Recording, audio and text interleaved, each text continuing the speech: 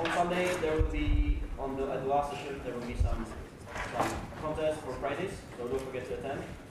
And also, just an organizational thing, if you are leaving or entering the room, please try to be considerate to the speakers, so do it as quietly as possible.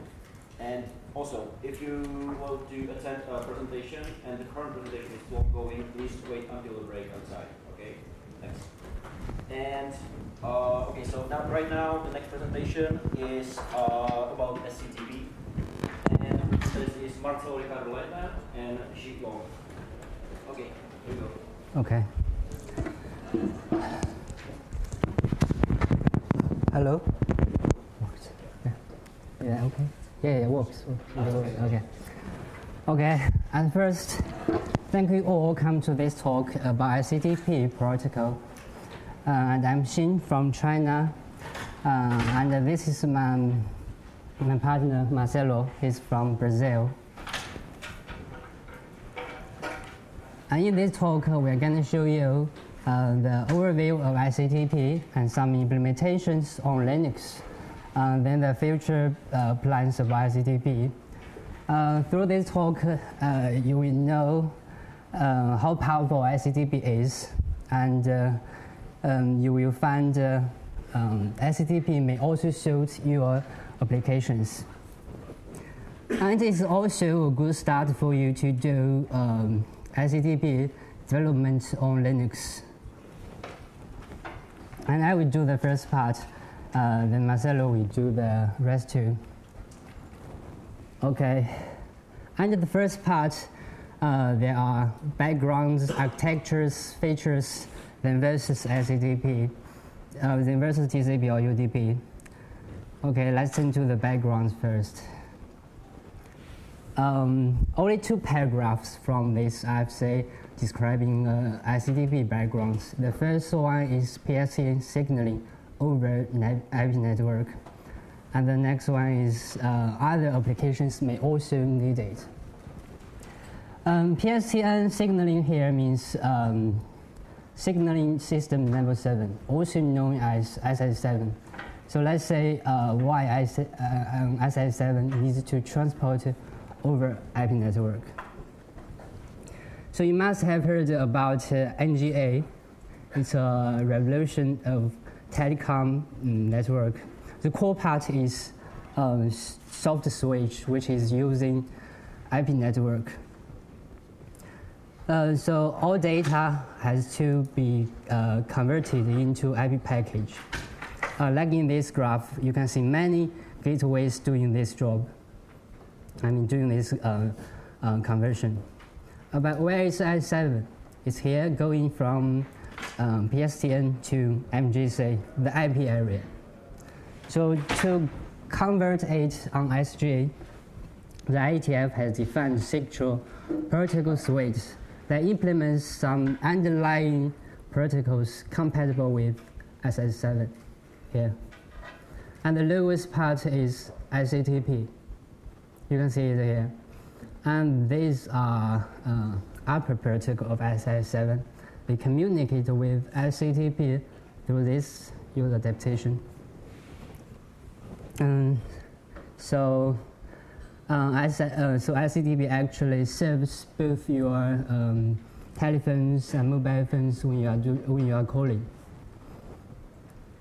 Okay, then let's see other applications. I only got some from IFC. The first one is a 3A protocol, and it's an upgraded version of Radius. And the next 2 are also in telecom area. So then in kernel used for remote IPC, the distributed lock that Linux cluster is using. Then on internet inside web browser, used when you are doing P2P video call. And others, of course, there are more that may not documented on IFC. Okay, let's move along to say architectures. The first one is structures. As you can see, 7 structures on the left. I will explain them in this graph. There are two hosts here. We can call each of them endpoint, and they are connected through an association. Yeah. And you can manage many addresses to the peer, so-called transport. We're sending the data. Which in SCTP described as message, and then it becomes many chunks queuing up in a specific stream, and they continue going down and get bundling here into a packet, and they send it out, and the peer will do the inverse job. To make it clear, let's see how Linux kernel describes them. Then here is a user socket, and it has an endpoint. If it's connected with another endpoint, it will have one association. And if it's connected with more, it will have many associations. One association can manage many streams used for multi-stream, and can manage many transport used for multi-homing. And then a message can have, a user message has a list of those trunks that becomes, this message becomes to those trunks. And a stream has a list of those trunks that belong to this stream. And a packet has a list of get bundling into this packet. Okay. Okay, the second one is procedures. I got this graph from the FC, and at the beginning you need to start up an association, and then at the end take it down. So we're sending the data, it will do stream citing, data fragment, chunk bundling, path choosing, then packet sending. And the peer, of course, we also do acknowledgement and congestion control. Then I numbered them on the left here. I numbered them on the left so that we can see where they are in Linux kernel. So all those are some functions from Linux kernel. The left side is a send path, and the right side is receive path. And there are two timers below, RTX timer and heartbeat timer. And the center is a commands interpreter. Almost all those functions will generate many commands, then go here. And the commands, the interpreter will pause and run those commands doing the real job. Okay, let's move along to see the features. And in this section, we show about eight SCTP features. The first one is four-way shakehand. As we know, DDoS can exploit the weakness in TCP three-way shakehand, where the server keep and state when processing the send packet. SCTP doesn't have this issue because it's four-way shakehand. The server will not keep any state after processing init packet. But just send the ACK with a cookie that includes the client's information. Okay. And then the client will send another packet with this cookie, the same cookie back, and the server will, this time the server will really create the TCP and send the second ACK back. So as SCTP deletes the TCP and the first time here, the DDoS can be avoided. SCTP supports both TCP and UDP socket types. I will just give an example to tell the difference. Okay, 4 sockets in 4 hosts. Each client will connect to each server.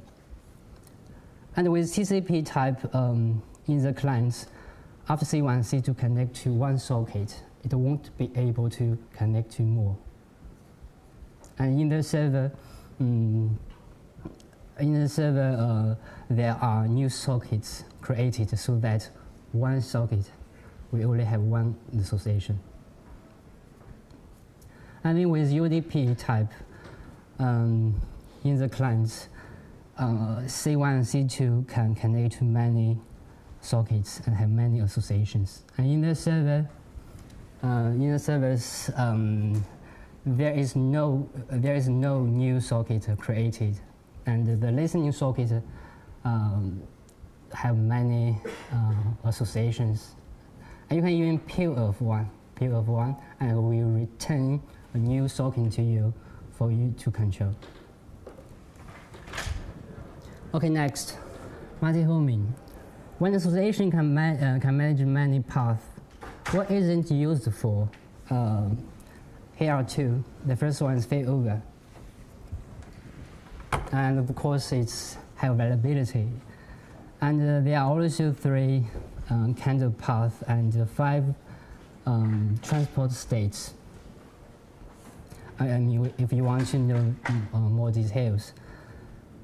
And the other one is CMT. And with it, you can set the data on many paths concurrently. And of course, the performance will be increased a lot. And here are also 3 modifications for it, and 5 retrans path policies you can choose. But they are still in draft. I mean, CMT is still in draft. Okay, multi-streams. All streams are independent for sending and receiving. That's why it can avoid head-of-line blocking.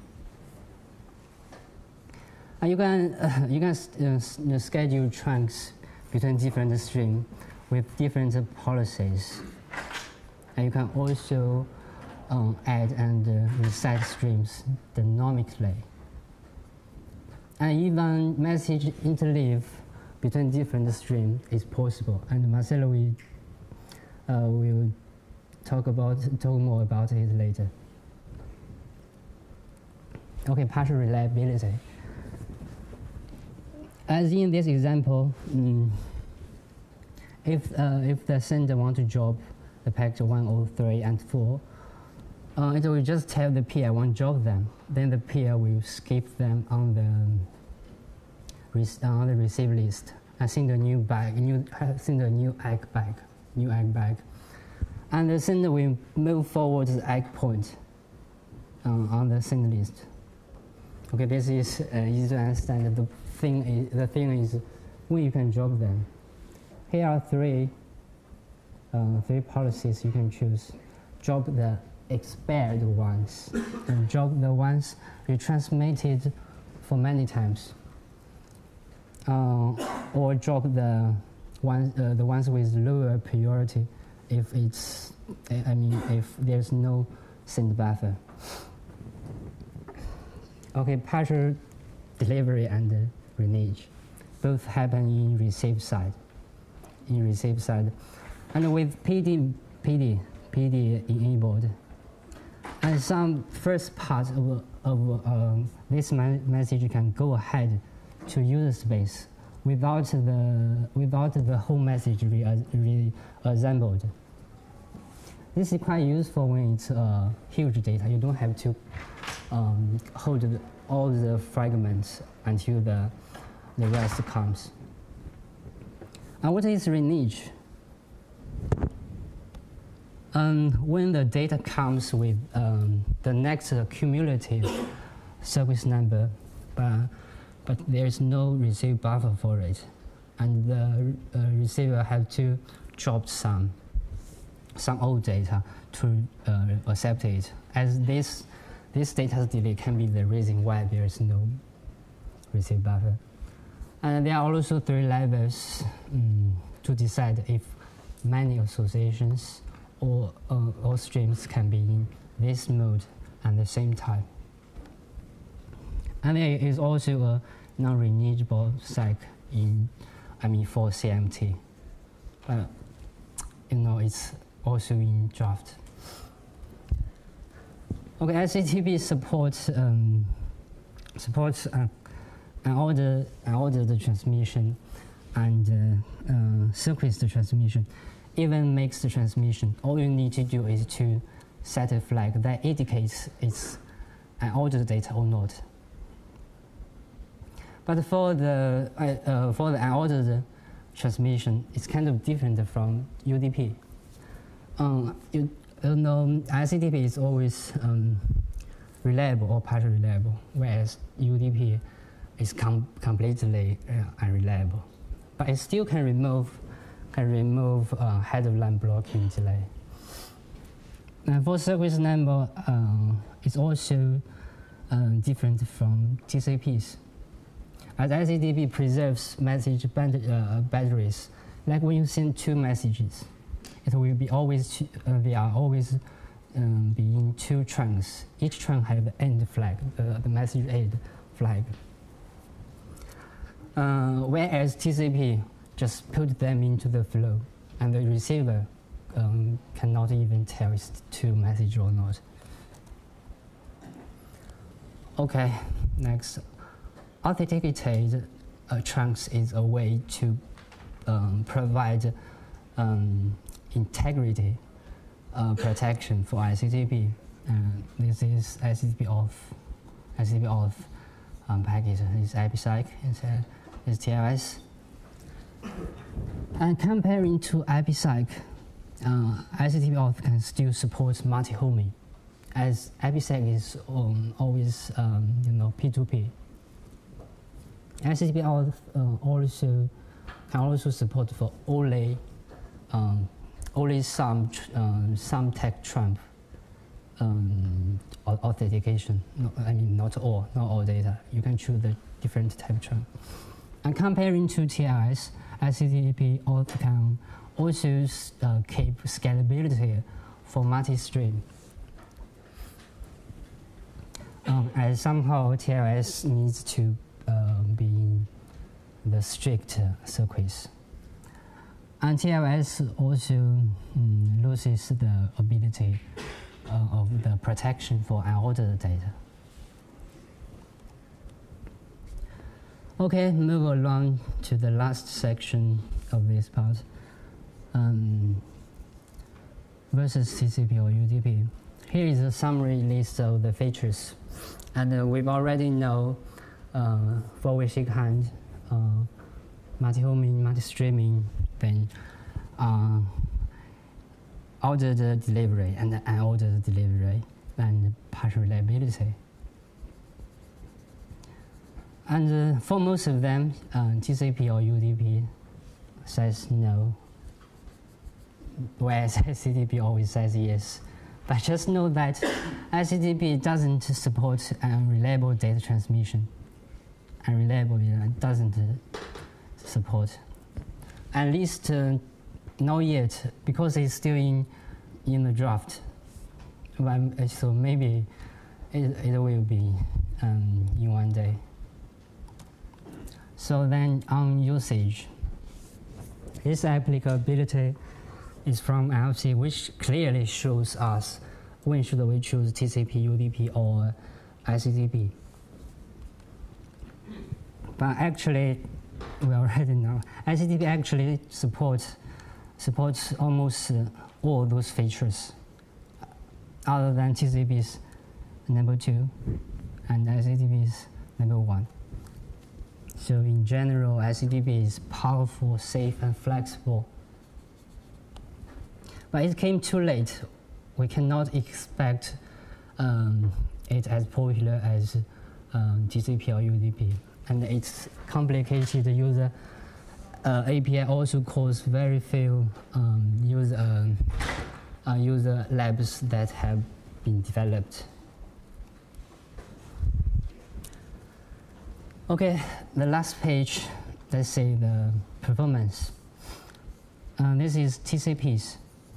This is SCTPs. And both testing are over 10 gigabit network device. And the dashed line here is 4G. So as we can see, SCTP is only around 4G, much lower than TCPs, which is more than 9G. The bottleneck was CPU. The question is why SCTP consumes so much CPU. I like to say two reasons. The first one is there is no hardware offload for SCTP right now. Unlike TCP, TSO can save a lot of CPU for it. And the second reason is naturally SCTP is more complicated. We shouldn't expect it as fast as TCP. Unlike transport choosing, the stream schedule and trunk bundling and etc. All those are extra job SCTP has to do. Okay, this is the first part, and Marcelo will do the next two. Okay, thank you.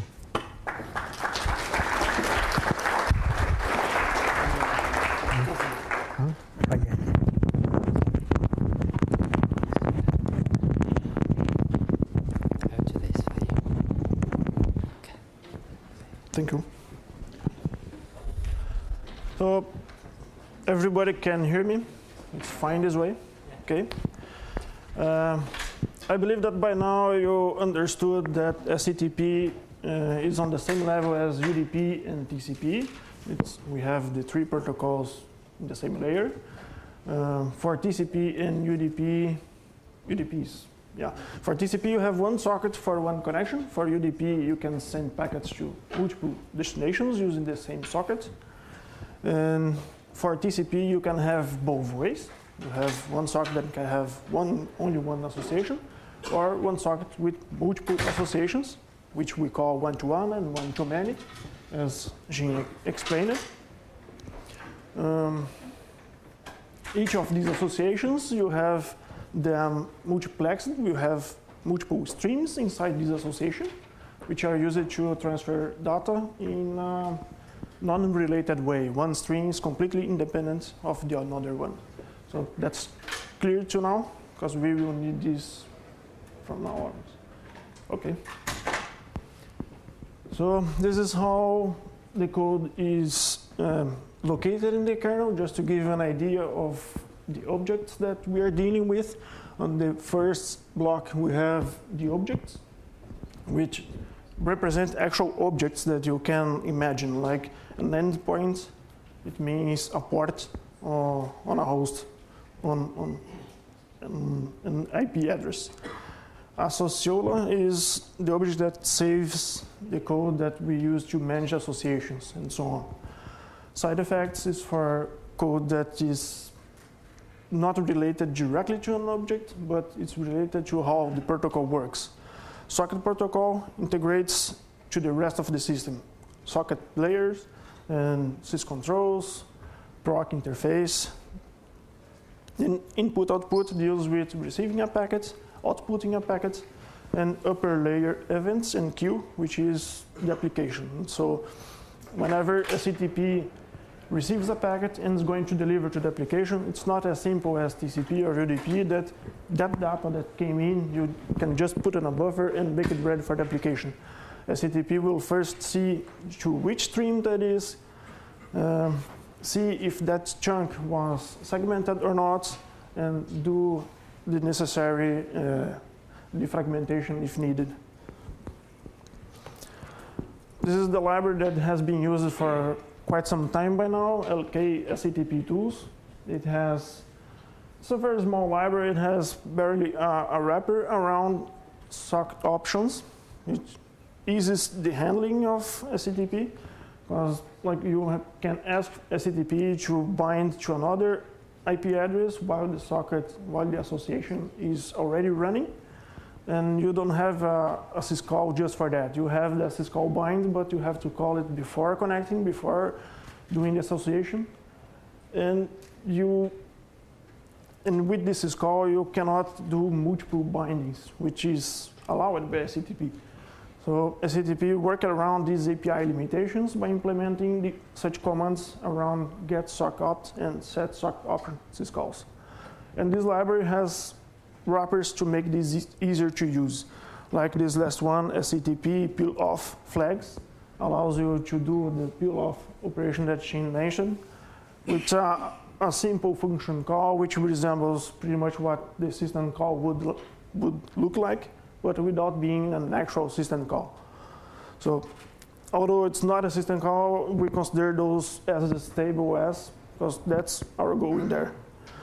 And this library also has a good set of unit tests that we always use while developing.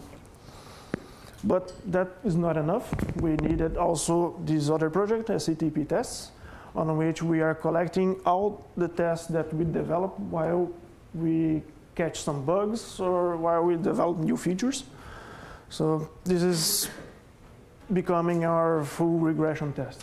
Currently, it supports running on multiple network namespaces in the same computer or using physical hosts, and would also be able to use virtual hosts as long as configured in a similar way.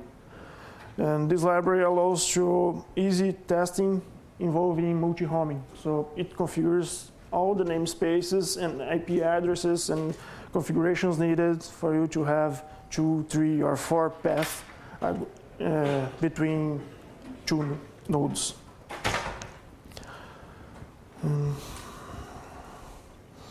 This one, tahi-sctp, is for conformance tests. So how do we know that when we did a change to the protocol that it keeps conformance to the specification? It's through this project.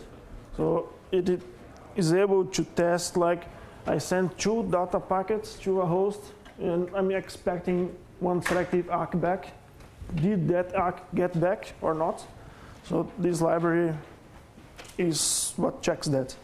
The particularity is that it must use this serial interface between the test machine and the node under test. So that quite limits the physical deployment of this, and we tend to use more on virtual hosts. For other tests, we have syscaller, which is a first test on system calls. You probably heard about it. Codenomicon, it's also a first test, but not on system call interface, but on packet interface. So it will keep generating packets and in a sort of random way in trying to figure out problems that implementation may have.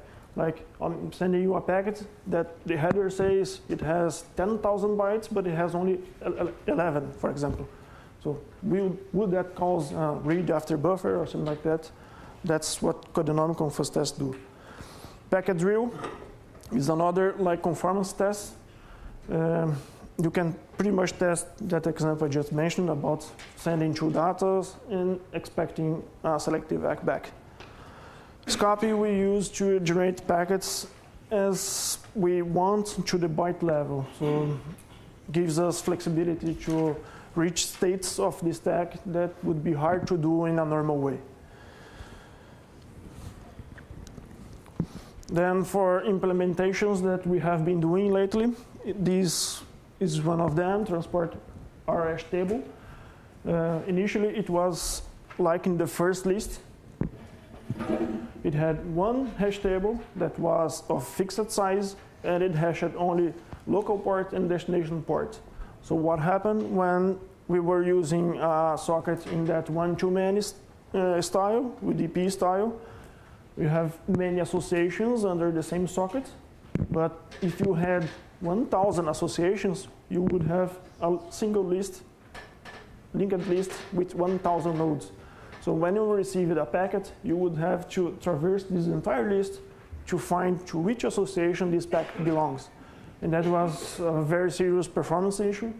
So we changed that to first use Rhashtable, so the table can be better balanced across multiple associations.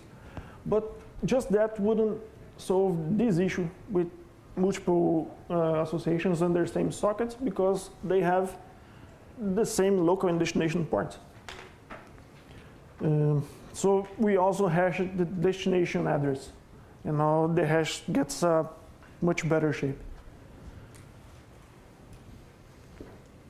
So with one-to-many, we have really fast lookup, and the reads are really fast because you can read just using RCU. You don't have to grab a read lock or wait for the write lock get released for you to grab a read lock. You can just go over it.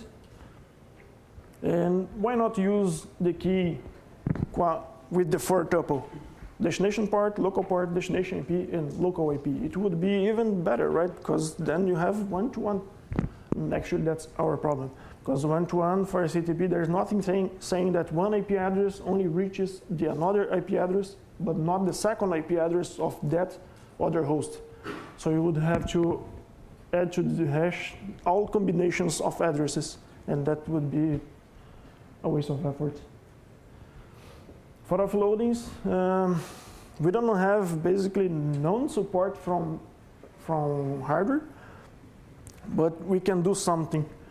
For example, in this case, the user space is saying 5,800 bytes. And what happens with that? It's a single message of that size, which is over M2. So SCTP will receive that.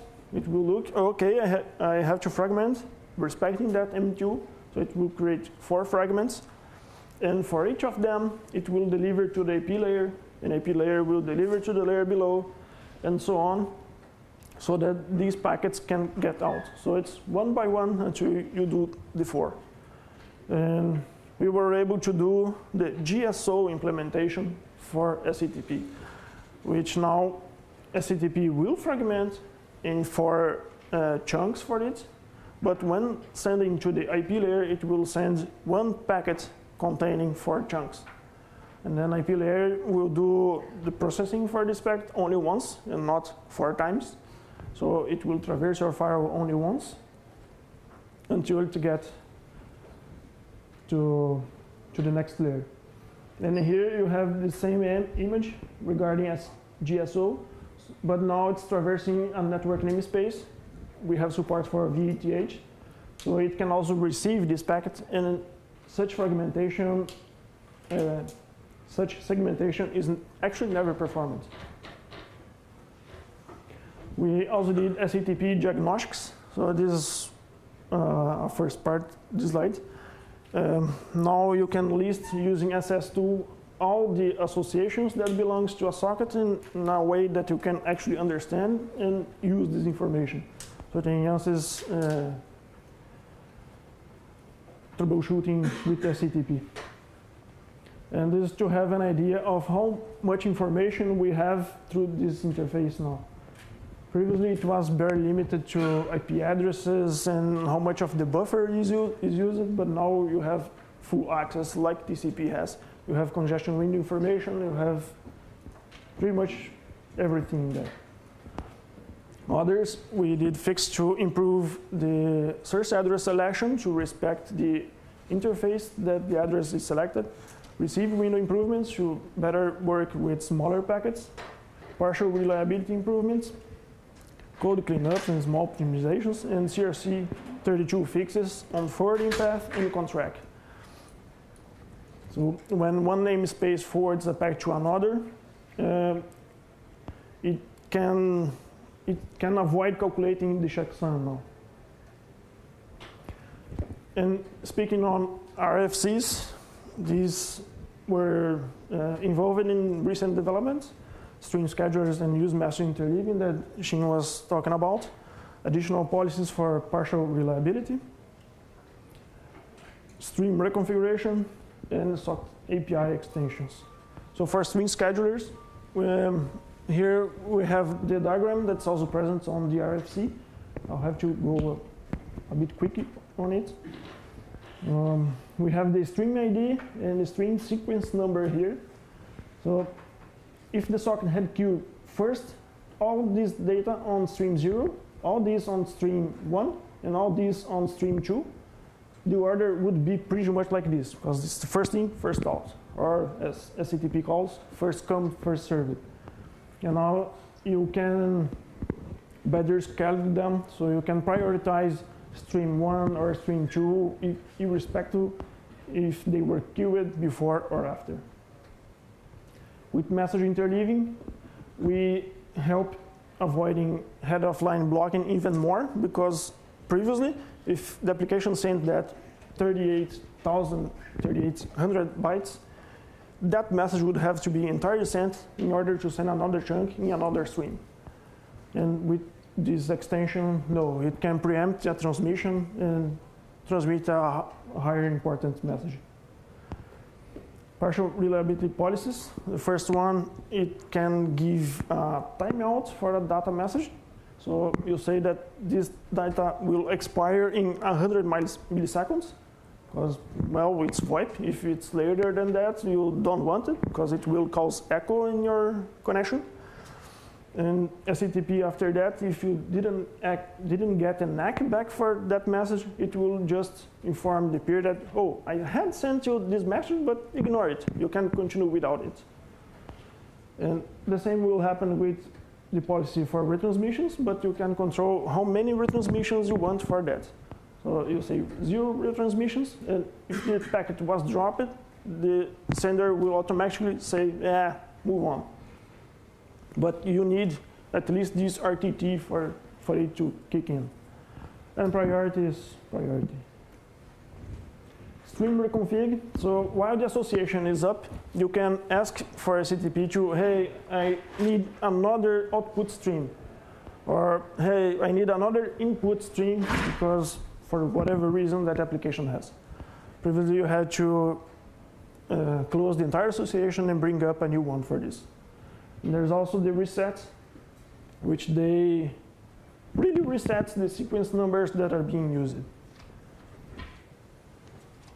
For socket APIs, we have the new send all, on which we can send the same message for multiple destination address in a single syscall. We have message more, that we say to the stack, hey, I'm going to send more data in the sequence, so please hold this packet now.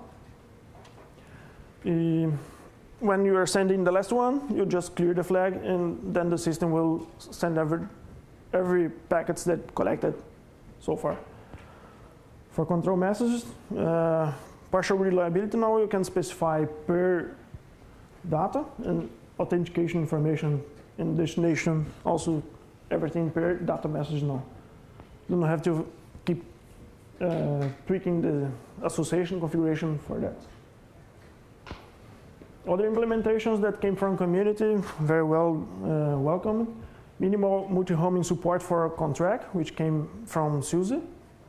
So now contract is able to see a message that was actually see a secondary path of SCTP, which didn't have the initial handshake. So how can I further know that that association is actually allowed?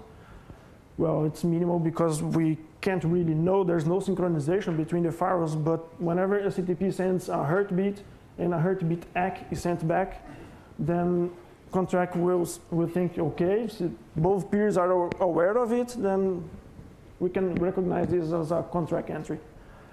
And full SE Linux support from Richard Haynes. That's very recent. It's going to be released in the kernel this weekend. Linux versus BSD on features. Quick summary up on what we support and what BSD supports. We support the iData chunks. BSD doesn't, but they support CMT SCTP, and we don't. So what's next, really quickly? SCTP tests. We want to continue improving it by allowing multiple instances running at once. Currently, it's using namespace with fixed names. So as you know, you can run it only one at a time. And also integrated with the library user SCTP. So we can extend interoperability tests using this test suite. NetPerf and others, we need tests for unordered data streams and better control over SCTP specifics like stream priorities. For features development, what's on our radar is buffer auto-tuning, which TCP has and works pretty well in the kernel. So the application doesn't have to say, hey, I need 100K for this buffer and 200K for that one in order to comply with RTT necessities and bandwidth. For SCTP, we don't have that yet. Support more chunks and APIs as they are coming by.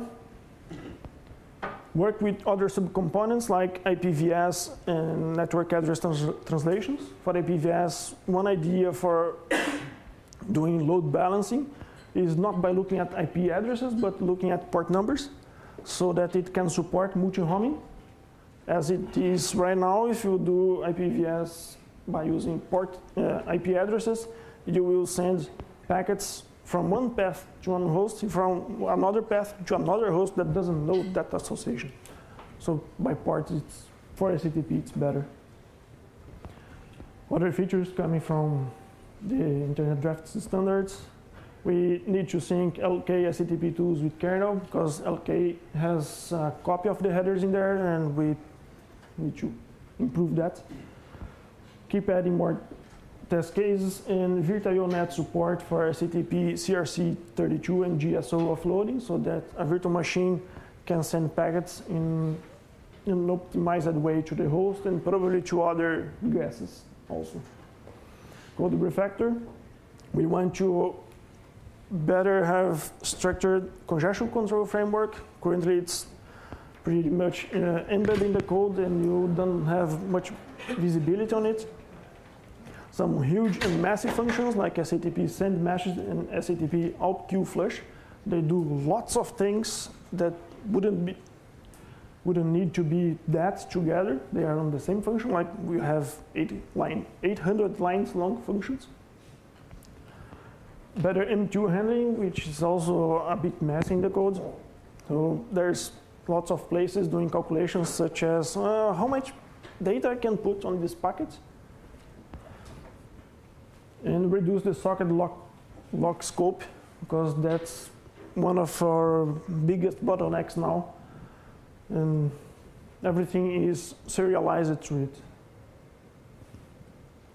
For hardware support, we don't have much to do on it by ourselves, but we really would like to see more of these. CRC32, we have some offloading on the processor itself, on the main processor. But it's different than when you offload to a network card. The network cards, you just free completely the processor out of it. And segmentation offloading, I'm not aware of any card that supports it.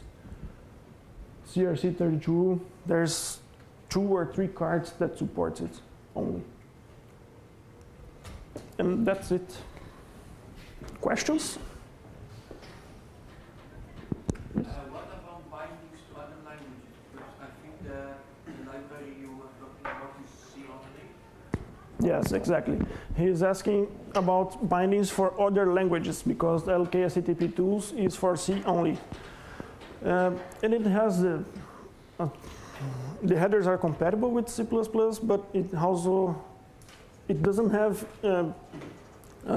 in itself bindings for other languages. There is a project by PSTN, memory service, which has bindings for Python, and that's the only I know.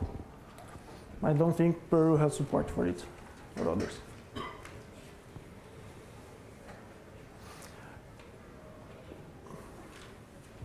Please? I want to ask,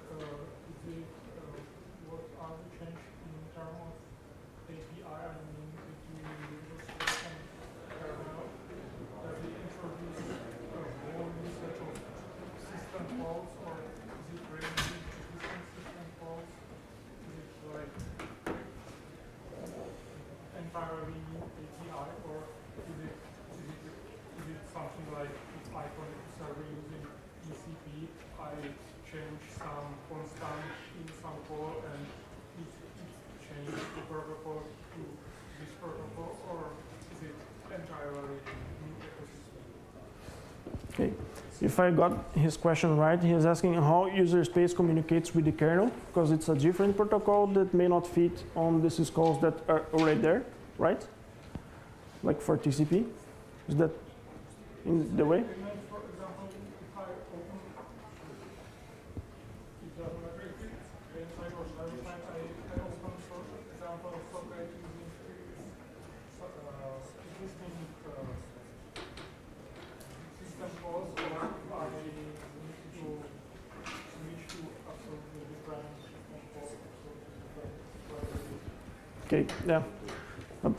I think that's it. And then for creating a socket, it's the same system call. You can call socket, and instead of specifying TCP, you can specify SCTP.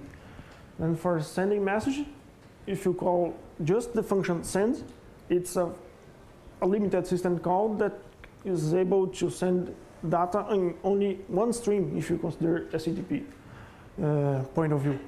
And then it's more used the send message version that supports sending some auxiliary information which you can tell send through this stream or the other stream. So there's a syscall in there to help in that. For the bind syscall, there's a limited support on the syscall itself. It's used just like in the normal way, but we also have an option via get sock opt syscall, which we can ask the socket to add another bind. So there's a ton of options that are available through this channel. Like you can ask SCTP to open a new association to another host. You can get access to that using get sock option and SCTP underline connect x3, for example, which is one of the versions it has. So it tries to reuse most of the syscalls that are already there, but some of them, as you anticipated, they doesn't support all the features that SCTP has. And whenever that happens, we solve that via socket options.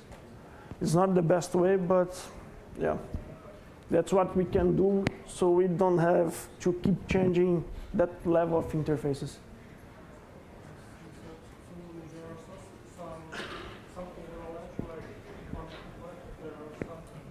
Yes, there's some overlap. Yes. When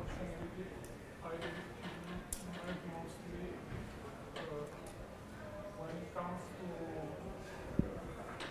like, let's say for this presentation, consider TCP as legacy and say, okay, I have some legacy and I want to make it to new protocol. And that application doesn't need any new features. It just wants to work same way as it works on TCP, let's say, or UDP, but I want it to work on this protocol. Yeah. But is there too much change in application code, or is it like kind of backward compatible so that? Mm-hmm.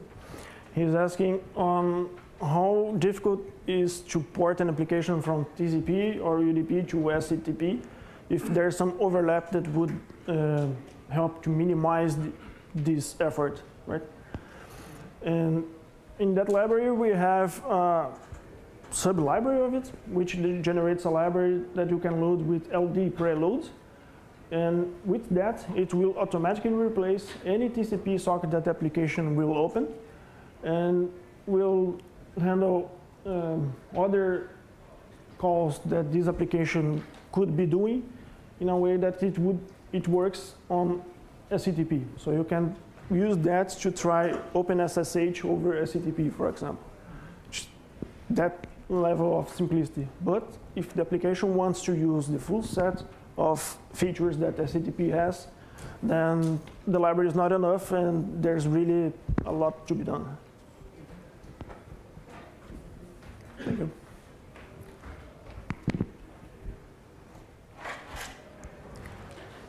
Any more questions? And wanted to ask, are there any plans to use HTTP over SCTP?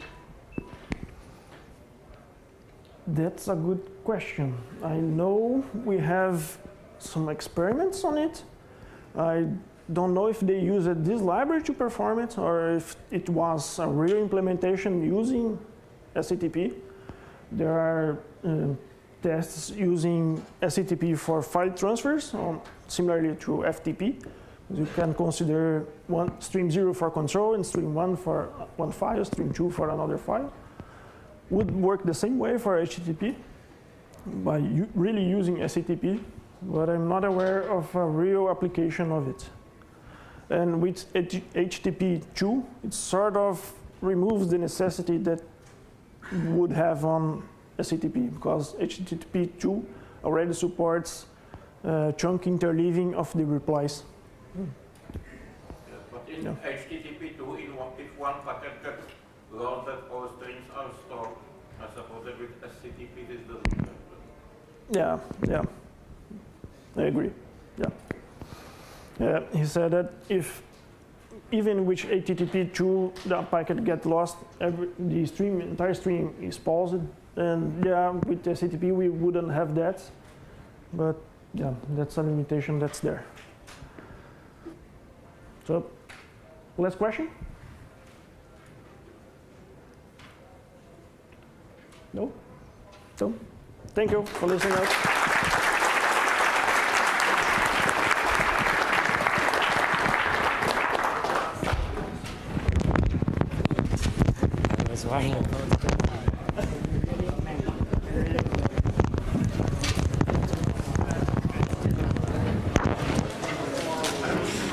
Right. Just on time. Yeah.